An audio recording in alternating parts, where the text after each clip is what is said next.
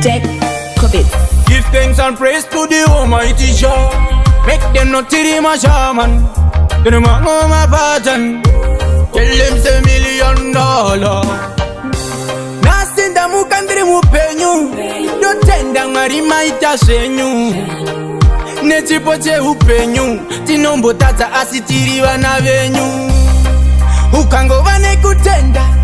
Ndopika kumberi unoyenda. Ukasaba nekutenda. Wangu hauna kwa unoyenda. Muna matowe makseni. Lisatinda buda muteni. Kuti mwarisho ndopinda pacheni. Tungamirira ndisetero mteni. Muna matowe makseni.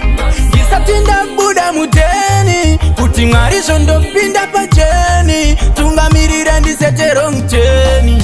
Our Father, who art in heaven, titori tere tisaite maheten. Nebasa rangu irinda kapfa damben. Doda mu life ndizochka penjeni. Satani ibva murodi. Mwari vandidedza brodi. Handingawirwe nenjodzi handifunge kabodzi. Nabanane Fuga mauna mate, fuga mauna mate, fuga mauna mate, fuga mauna mate. Disimbise ikungeleda, Father God nsandisiye ndichicheta. Muna matowe makseni, ndisatinda buda muteni. Kuti mwarisho ndopinda pacheni, tungamirira ndisetero mteni.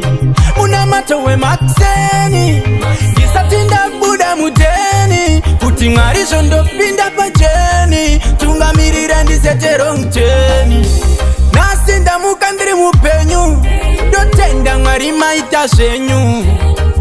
Nechipoche upenyu, tinombo tata asitiri vana venyu.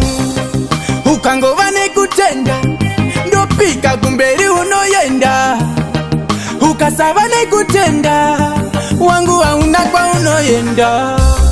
Muna matowe makseni, ndisatinda buda muteni. Kuti mwarisho ndopinda pacheni, tungamirira ndisetero mteni.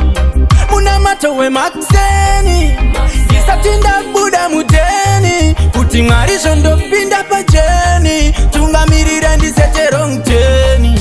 Our Father, who art in heaven, titori tere tisaite maheten. Nebasa rangu irinda kapfa damben. Doda mu life ndizochka penjeni. Satani ibva murodi. Mwari vandidedza brodi.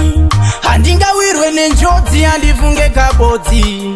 Nabanane Fuga mauna mate, fuga mauna mate, fuga mauna mate, fuga mauna mate. Disimbise ikungeleda, Father God nsandisiye ndichicheta.